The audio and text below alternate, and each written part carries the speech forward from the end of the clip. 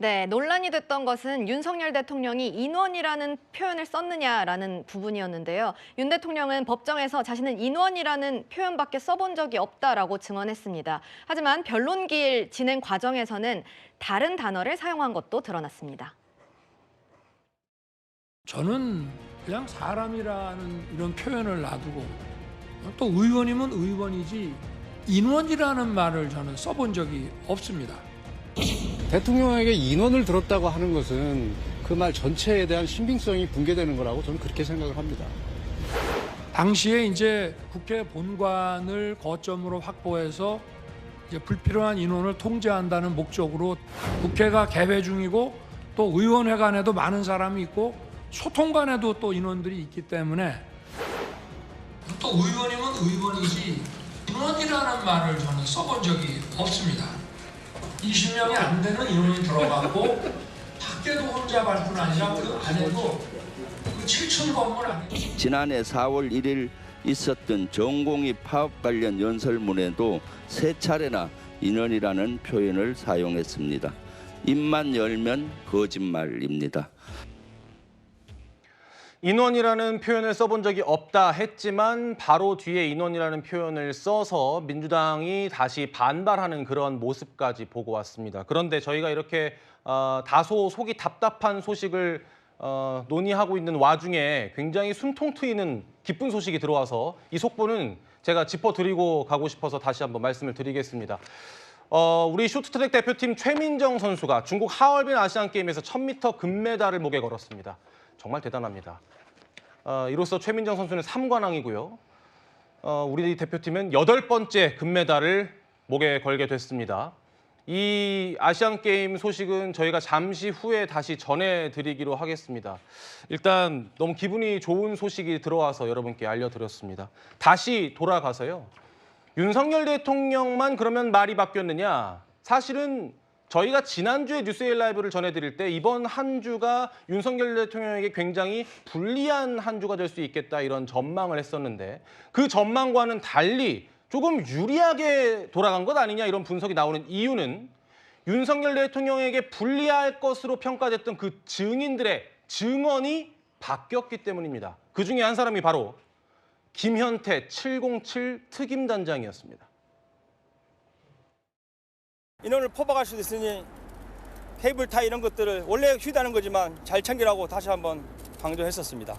봉쇄를 해야 되는데 문을 잠가야 되는데 케이블타이 넉넉하게 챙겨라. 문을 봉쇄할 목적으로. 봉쇄하기 위해서 그러니까 사람은 전혀 아닌 목적. 이렇게 180도 바뀌듯이 말이 바뀌자 민주당에서는 혹시 국민의힘에서 회유한 거 아니냐 이런 의심을 하기도 했습니다. 케이블 타이를 가지고 정문을 봉쇄하거나 이런 것들은 불가능하거든요. 국회의 문을 봉쇄할 정도의 케이블 타이는 존재하지 않습니다. 왜 신경의 변화를 느꼈는지 김현태 단장이 회유를 당한 게 아닌지 뭐 이런 생각도 좀 들어요. 그래서 참 이게 이해가 안 되는 부분입니다. 자, 그럼 여기서 검찰의 공소장의 내용과 헌법재판소의 증언이 어떻게 달라졌는지 좀 짚어보겠습니다. 총 5개인데요. 먼저 도끼입니다. 검찰 공소장에는 곽종근 전 특전사령관이 도끼로 문을 부수고서라도 들어가서 다 끄집어내라라는 대통령의 이야기를 들었다라고 진술한 걸로 나와 있는데 헌법재판소에서는 도끼가 기억이 없다. 이렇게 말이 바뀌었고요. 다음 의원 부분입니다. 국회의원들을 밖으로 끌어내라 이렇게 대통령의 지시가 있었다라고 진술한 걸로 공소장에 적혀 있는데 곽종근 전 사령관과 김현태 특임단장 의원이란 말 못 들었다. 곽 전 사령관은 특히 인원이라고 했다 이렇게 말이 바뀐 것이죠. 다음 150명 부분입니다. 국회의원 150명이 안 되도록 막아라라고 했다는 대통령의 이야기가 공소장에 담겨 있지만 헌법재판소에서는 이 150명이라는 말은 듣지 못했다라고 곽종근 전 사령관이 말이 바뀌었습니다. 또 내가 2번, 3번 계엄할 수 있다 이렇게 이야기했다는 부분도 이진우 전 수방사령관에 따르면 제3자가 한 얘기라서 기억에 없는 게 많다라고 했고요. 체포, 이번 기회에 싹 다 잡아들여. 이게 홍장원 전 국정원 1차장이 이야기한 건데 홍 차장은 여인형 전 방첩 사령관으로부터 들었다 했는데 여 사령관은 또 체포라는 단어를 쓴 기억이 없다 이렇게 얘기했습니다. 장 변호사께서 보실 때 민주당에서 이야기하는 것처럼 국민의힘에서 회유를 한 거라고 장 변호사께서도 생각하십니까? 아니 본인들의 어떤 형사재판의 이슈도 있기 때문에 거기에 유리한 증언을 한 것이고요. 케이블 타이 같은 부분은 그냥 상식적으로 생각을 하면 되는 겁니다. 케이블 타이로 문을 봉쇄하지는 않고 더 큰 틀에서 보면 국회의 케이블 타이를 문을 봉쇄하기 위해서 가져간 것 자체는 위헌 위법한 걸로 판단할 거예요. 헌법재판관들이. 그리고 증언 내용도 저희가 하나하나 뜯어보지 않습니다. 전체적인 맥락을 보는 건데 이번 주에 증인신문 과정이 저는 윤석열 대통령한테 절대로 유리하지 않게 작용한다고 생각을 합니다.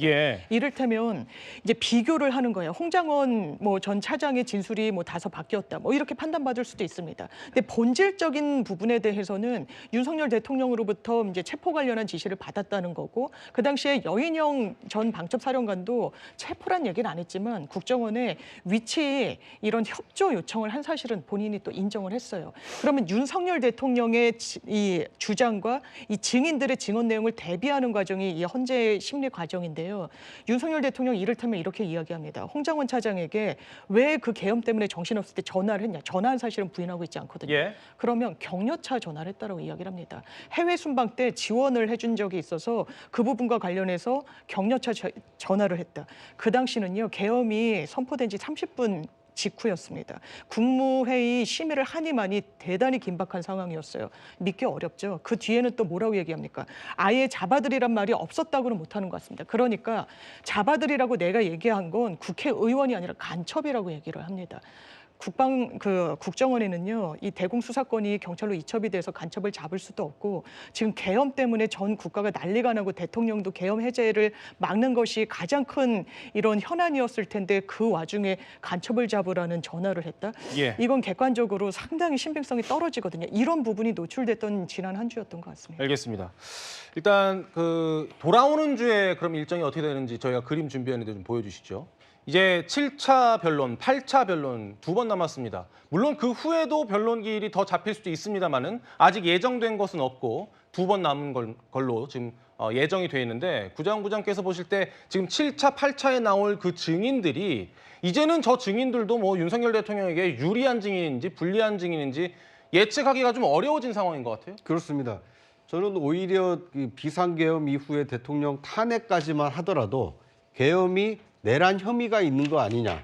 여기에 대한 심증이 상당히 강했습니다. 그렇기 때문에 이 여당 국회의원 중에 일부도 비상계엄이 조금 잘못된 거 아니냐라고 해서 대통령 탄핵에 찬성을 했기 때문에 탄핵안이 가결이 됐습니다. 그런데 그 이후에 헌법재판소에 이 탄핵 심판이 진행되는 과정에 검찰의 공소장에 나와 있는 워딩입니다. 그러니까 누군가가 그 얘기를 검찰 수사 과정에 했기 때문에 공소장에 담겨 있는 내용입니다.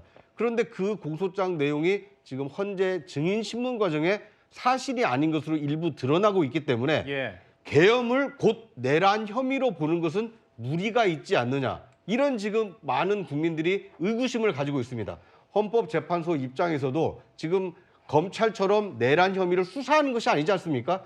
과연 비상계엄이 헌법과 법률을 위반한 국헌문란 행위였는지 아니었는지 이런 실체적 진실을 밝힌 다음에 그 탄핵 심판에 대한 결정을 내려야 되기 때문에 지금 잡혀있는 7차, 8차 그것만으로 충분하다라고 볼 수도 있겠습니다만 지켜보고 있는 다수 국민이 아니다. 지금 처음 그 계엄과 탄핵 때와 상황이 많이 달라졌기 때문에 실체적 진실을 좀 더 알아보자. 신중할 필요가 있다. 이런 여론이 많아진다라면 헌법재판소도 추가로 변론기일을 지정하지 않을까 이렇게 예상이 되고요. 알겠습니다. 이번 7차와 8차에 나오는 분들의 경우에는 대통령과 가까운 분들이 상당히 많기 때문에 오히려 증언이 대통령에게 불리하기보다는 오히려 유리한 정황도 나올 수 있지 않나 이렇게 예상이 되는 상황입니다. 알겠습니다. 이제는 예측 불허한 그런 상황이 이어지고 있기 때문에 다음 주 이 시간에 과연 7차, 8차 변론이 어떻게 진행됐는지는 그때 분석을 해보도록 하겠습니다.